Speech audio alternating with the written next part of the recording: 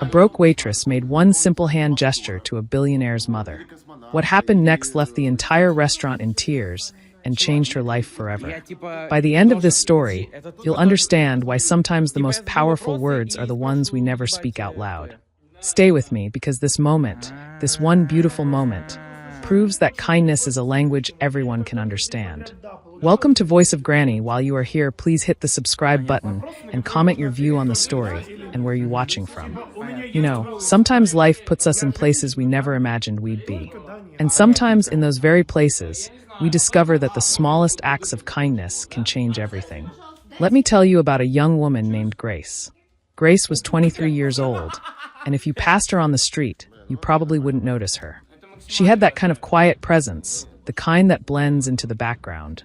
Her clothes were simple, always neat but never fancy. Her hair was usually pulled back in a practical ponytail.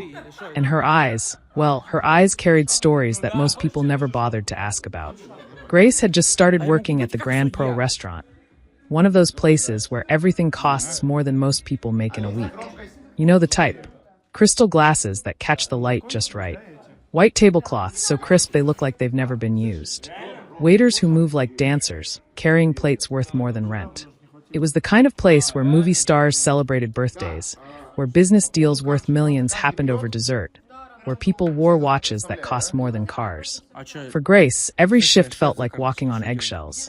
She'd only been there for 3 weeks, and every day she worried about making a mistake. What if she spilled something on a guest? What if she forgot an order? What if she wasn't fast enough, polite enough, invisible enough?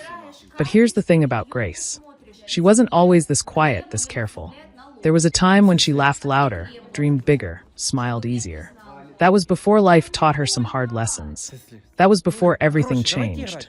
Grace grew up in a small apartment on the edge of the city, the kind of neighborhood where everyone knew everyone's business. Her father left when she was 11, just packed a bag one Tuesday morning and never came back. No explanation, no goodbye. Just gone. Her mother, bless her heart, worked 2 jobs to keep them afloat. Morning shifts at the bakery, evening shifts cleaning offices. Grace barely saw her some weeks. But Grace wasn't alone. She had her little brother, Tommy. Tommy was 8 years younger than Grace, and he was born deaf. Completely deaf. Couldn't hear a single sound. Not birds singing, not music playing, not even his own laughter. But Tommy was sunshine in human form. Always smiling, always curious, always finding joy in the smallest things. When Tommy was born, Grace was only 8 years old herself. But she made a decision that day, looking at her baby brother through the hospital window. She decided she would learn his language. She would make sure he never felt alone in his silent world. So Grace learned sign language. She practiced every single day. Her fingers learned to dance, to speak, to sing without sound. By the time Tommy was 5, they had their own secret world. A world where words flew through the air on fingertips and love needed no voice to be heard. Those years with Tommy were the best years of Grace's life. They'd sit together doing homework, his hands asking questions, her hands answering. They'd watch movies with subtitles, laughing at the same jokes. They'd make up their own signs for silly things, creating a language that belonged only to them. But life, as it often does, had other plans. When Tommy was 12 and Grace was 20, Tommy got sick. Really sick. The kind of sick that doctors talk about in hushed voices and use words that sound like they're from another language. Grace spent every moment she could at the hospital, her hands telling Tommy stories, promising him everything would be okay, even when she wasn't sure herself. Tommy fought hard. He fought for 8 months. But in the end, the sickness was stronger. The day Tommy died, a part of Grace died too. The part that believed the world was fair. The part that believed love could conquer anything. The part that knew how to be loud and joyful and free. After Tommy passed away, Grace's mother fell apart. The grief was too much. She'd already been holding on by a thread, and losing Tommy cut that thread completely. She started drinking, started missing work, started disappearing into her own pain. Grace, barely 21, found herself alone in a world that suddenly felt too big and too cold. That's when Grace learned what it meant to truly survive. She took whatever jobs she could find. Retail stores, coffee shops, cleaning offices just like her mother used to. She sent money home when she could, hoping her mother would use it for food instead of bottles. She moved into a tiny room in a shared apartment with 3 strangers. She learned to make meals out of rice and whatever was on sale. She learned to walk everywhere to save bus fare. She learned to be invisible because being seen hurt too much. And somehow, through a stroke of luck or maybe destiny, she found herself applying for a job at the Grand Pearl restaurant. She almost didn't go to the interview. What business did someone like her have in a place like that?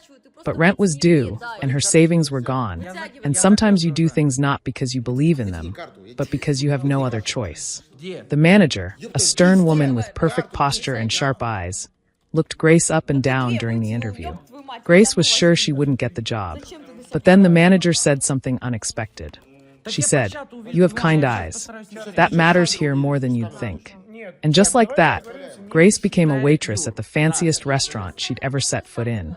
Now, 3 weeks later, Grace still felt like she didn't belong. But she showed up every day. She smiled politely. She carried plates carefully. She blended into the background, just another face in the elegant machinery of luxury dining. She had no idea that everything was about to change. That one afternoon, one table, one moment of recognition would crack open something inside her that she thought had died with Tommy.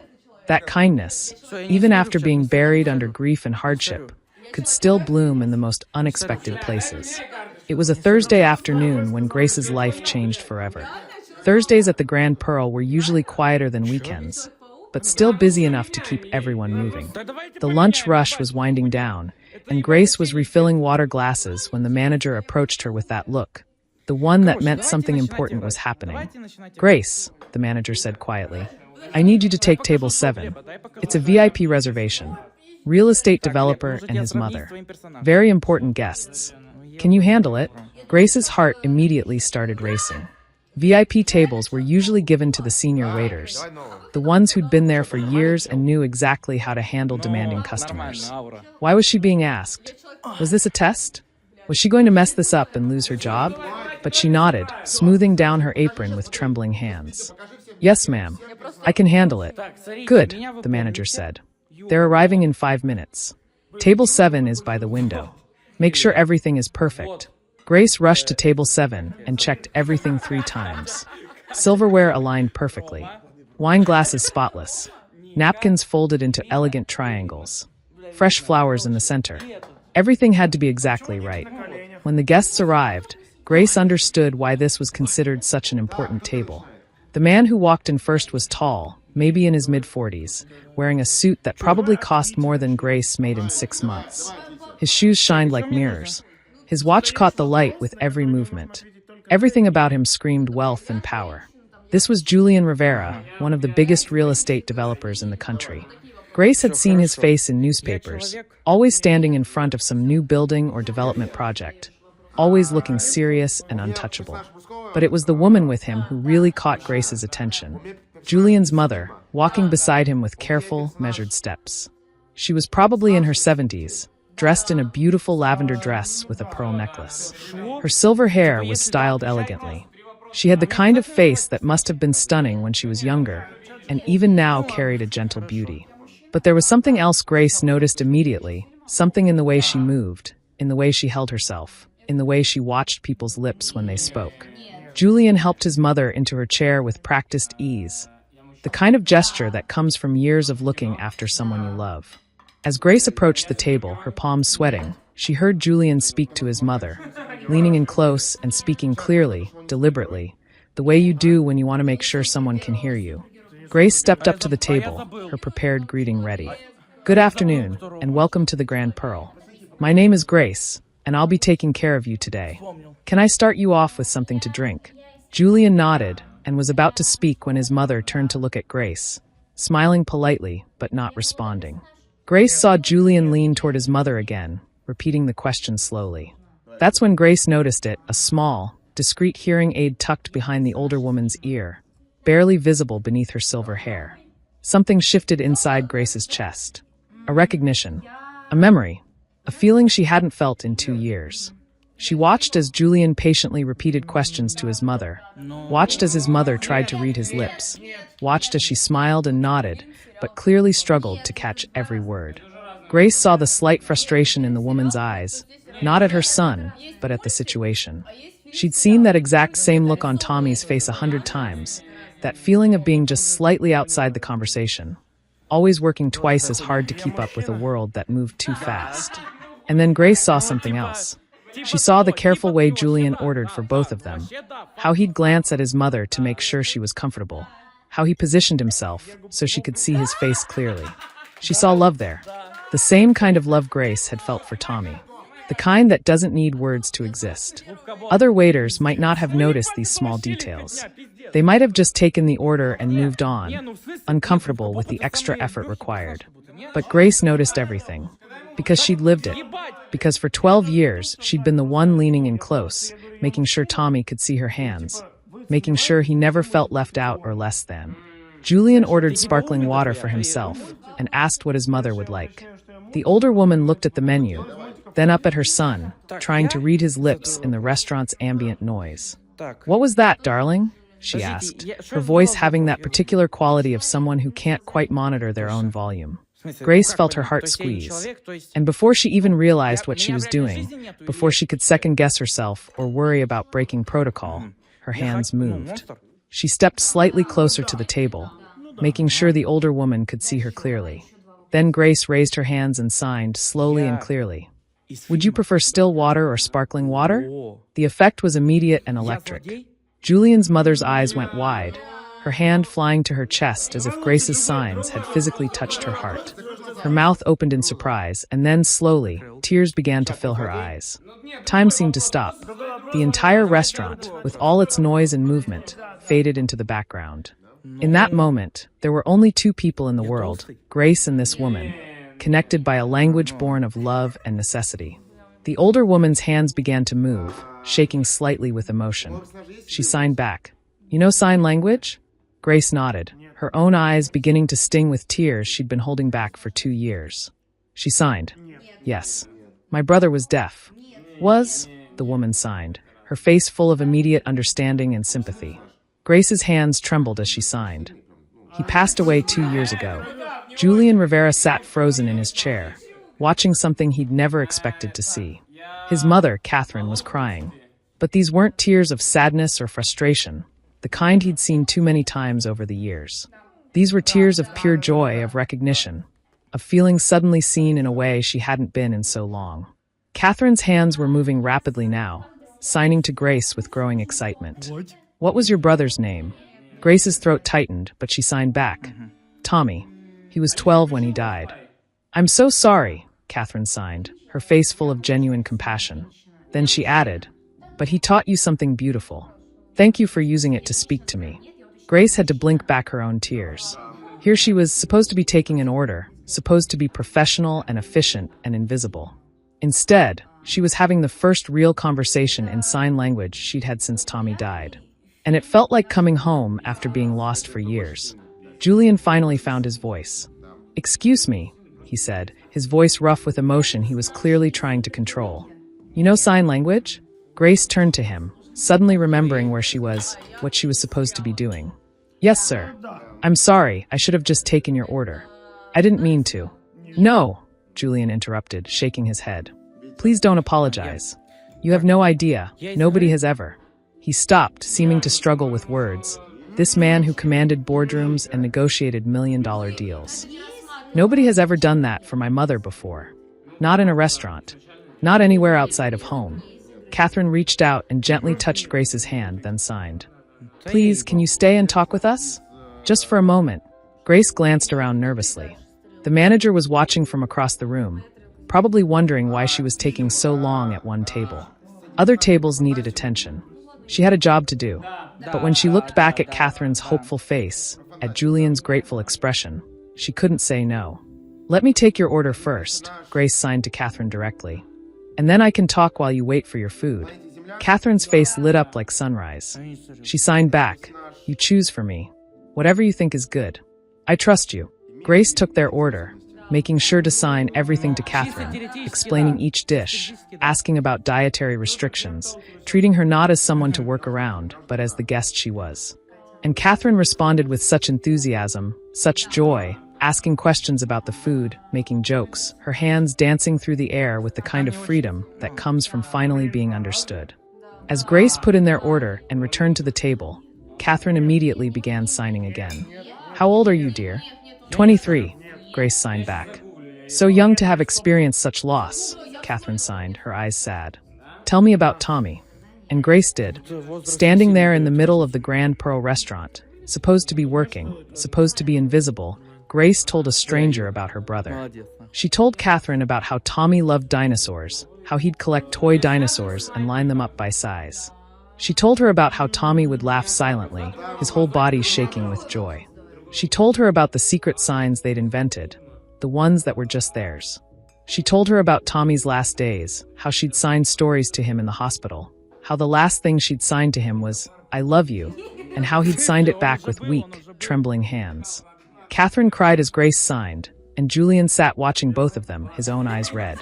When Grace finished, Catherine stood up from her chair, and before Grace could step back, the older woman pulled her into a tight hug. Grace stiffened at first, not used to being touched, not used to this kind of openness. But then she melted into it, hugging this stranger who understood her grief in a way no one else had. When Catherine pulled back, she signed, "Tommy lives on through you. Every time you sign, he's still speaking. Do you understand that?" Grace nodded, unable to hold back her tears anymore. She'd spent 2 years feeling like Tommy was just gone, erased from the world. But Catherine was right. Every sign Grace made carried Tommy's memory. His language was still alive in her hands. The afternoon continued, but it was unlike any shift Grace had ever worked. She kept returning to table 7 between other tables, signing with Catherine, laughing at her jokes, sharing stories. Catherine told Grace about growing up deaf in a time when sign language wasn't widely accepted, about the isolation she'd felt, about how Julian had learned to sign when he was just a little boy so his mother would never feel alone. "He's a good son," Catherine signed, glancing at Julian with such love. "Sometimes too serious, too worried about business. But he's never forgotten that I matter more than any deal." Julian, who'd been watching this entire exchange, finally spoke to Grace directly. "My mother has always felt left out," he said quietly. "Even at family dinners, even with people who love her. They try, but they don't really understand. They get impatient. They talk around her instead of to her. She's learned to smile through it, but I see how much it hurts her." He paused, his voice breaking slightly. "I haven't seen her this happy in years. You gave her that. In 5 minutes, you gave her something I've been trying to give her my whole life." Grace didn't know what to say. She was just a waitress. She hadn't done anything special. She'd just used the language Tommy taught her, the language of love and attention and truly seeing someone. But maybe that was the point. Maybe that was everything. Word spread fast through the Grand Pearl restaurant. The other waiters had noticed the unusual scene at table 7. They'd watched Grace signing, watched the older woman's face light up, watched the powerful businessman sitting quietly with tears in his eyes. During their break, everyone wanted to know what had happened. "I just used sign language with a guest," Grace explained quietly, uncomfortable with the attention. "That was Julian Rivera," one of the senior waiters said, his eyes wide. "Do you know who he is? He owns half the buildings downtown. He's worth hundreds of millions of dollars. People wait months to get meetings with him." Grace shrugged. "He's just a son taking his mother to lunch." But the manager saw something else. She'd been watching the whole interaction, and she'd seen something rare in this business: genuine human connection. After table 7 left, after Julian had left a tip that was more than Grace made in a month, after Catherine had hugged Grace 3 more times, the manager called Grace into her office. Grace walked in nervously, sure she was about to be reprimanded for spending too much time at one table, for crying during her shift, for being unprofessional. "Sit down, Grace," the manager said, but her voice was gentle, not angry. Grace sat, hands folded in her lap, waiting. "What you did today," the manager began, "that's what hospitality really means. It's not just about bringing food to tables. It's about seeing people, really seeing them. You saw that woman not as a complication or a difficulty, but as a person who needed connection. That's rare." She paused, then smiled. "You're not in trouble. I wanted to tell you that you did something beautiful today." Grace felt relief wash over her, followed by something she hadn't felt in years: pride. But the story doesn't end there. That evening, Grace returned to her tiny apartment, exhausted but feeling something different inside. Lighter, maybe. Less hollow. She'd spent 2 years avoiding anything that reminded her of Tommy, including sign language. It hurt too much. But today, using Tommy's language, connecting with Catherine, it hadn't just been painful. It had been healing. She didn't know that across the city, in a penthouse apartment with floor-to-ceiling windows, Julian Rivera was having dinner with his mother and talking about her. "I want to do something for that young woman," Catherine signed to her son. "She gave me such a gift today." Julian nodded. He'd been thinking the same thing. "What do you suggest?" Catherine thought for a moment, then signed. "She said her brother died 2 years ago. She's young, probably struggling. I saw her uniform, it wasn't new. I saw her shoes, they've been repaired multiple times. She's working hard, but barely getting by." Catherine's hands moved with determination. "She has a gift, Julian. The ability to connect with people like me, to bridge the gap between the hearing world and the deaf world. That's valuable. That's important. We should help her use that gift." Julian understood immediately. His mother was right. Grace had something special, not just the ability to sign, but the compassion and understanding that came from lived experience. People with that combination were rare. "I'll make some calls," Julian said. 3 days later, Grace was called into the manager's office again. This time, Julian Rivera was there, sitting in a chair, dressed in another expensive suit. Grace's heart started pounding. Had she done something wrong? Was he here to complain? "Please sit down, Grace," Julian said gently. "You're not in trouble. I promise." Grace sat, confused and nervous. "My mother hasn't stopped talking about you since Thursday," Julian began. "She told everyone we know about the waitress who took the time to really see her, to speak her language. She's been deaf her whole life, and she's met thousands of people. But she said you were different. Do you know why?" Grace shook her head. "Because you didn't just sign at her. You signed with her. There's a difference. You connected with her as a person, not as a problem to solve." Julian leaned forward. "I did some research on you. I hope you don't mind. I learned about your brother, about your mother, about your situation. And I learned that you dropped out of college when your brother got sick. You were studying education, weren't you?" Grace nodded, surprised he knew. "I wanted to be a teacher," she said softly. "Specifically, a special education teacher. I wanted to work with deaf children. But when Tommy got sick, I had to leave school to help pay for his treatments and take care of my mother.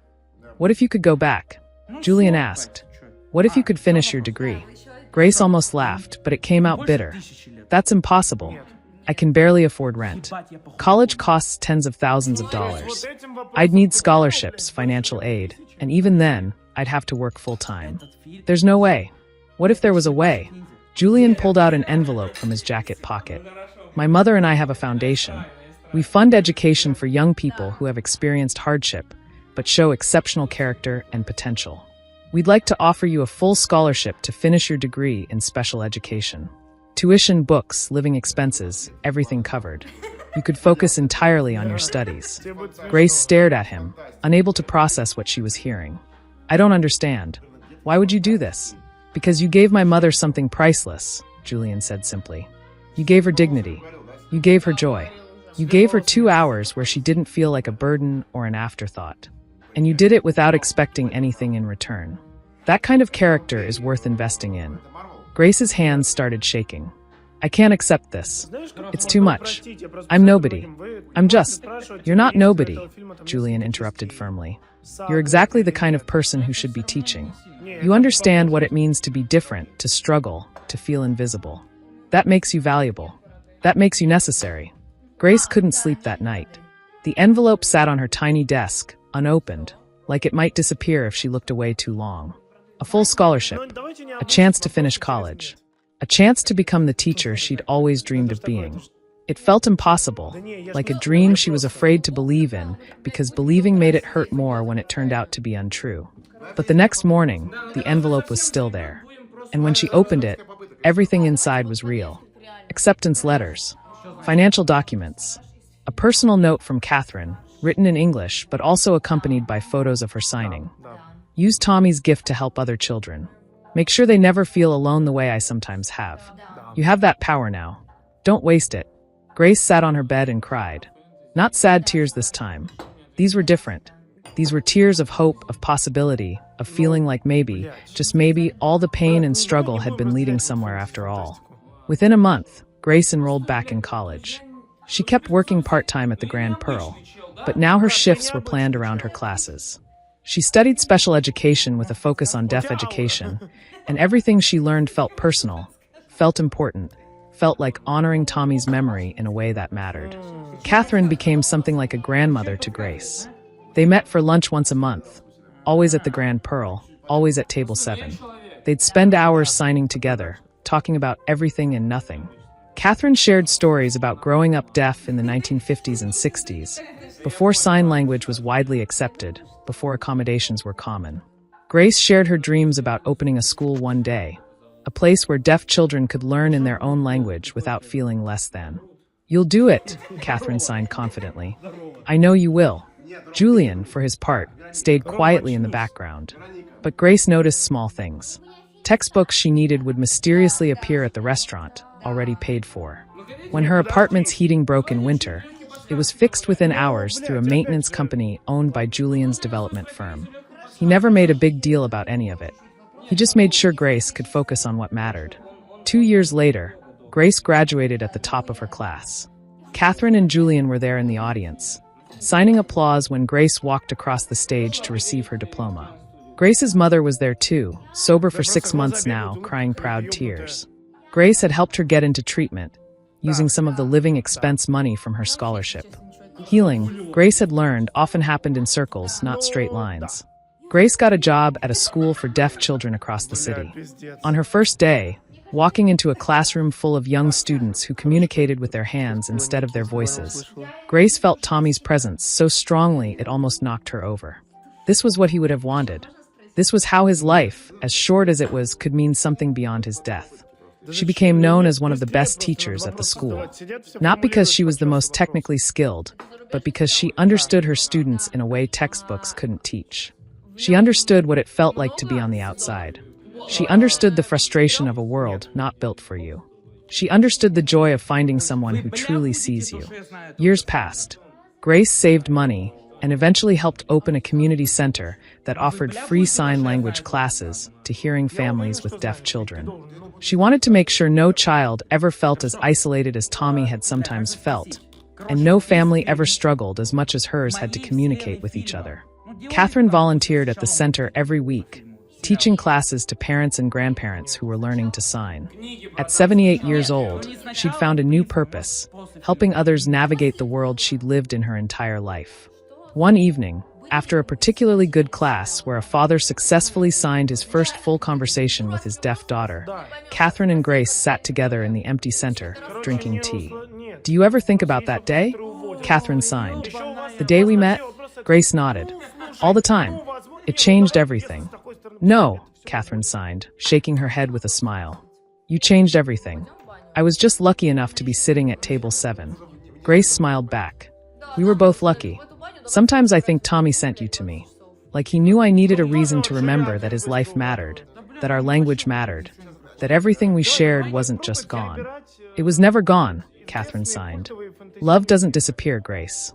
It just changes shape. Tommy's love became your compassion. Your compassion became that scholarship. That scholarship became this center. This center will help hundreds of families. Thousands maybe. That's not gone. That's immortal."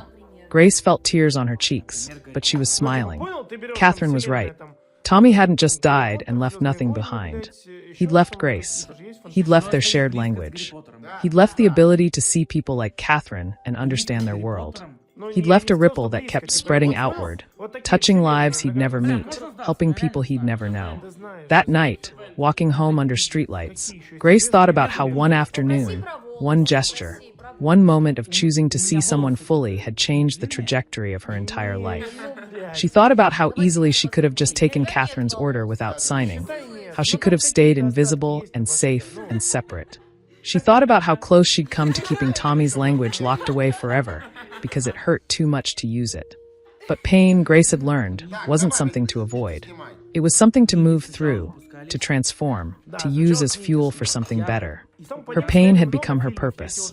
Her loss had become her gift. And Tommy, sweet Tommy who never heard a single sound in his whole life, had somehow managed to speak to the world through her hands, through her heart, through every life she touched. The story doesn't end here because stories like this never really end.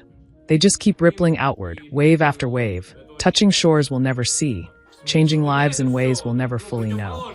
And somewhere, Grace liked to believe, Tommy was watching. Not with his eyes, which had closed too soon, but with something deeper. And he was proud. If this story touched your heart, remember that kindness doesn't require grand gestures or wealth or power. Sometimes it just requires paying attention, seeing people, really seeing them. That's where everything begins. That's where everything changes. One moment, one gesture, one person choosing compassion. That's all it takes to change the world.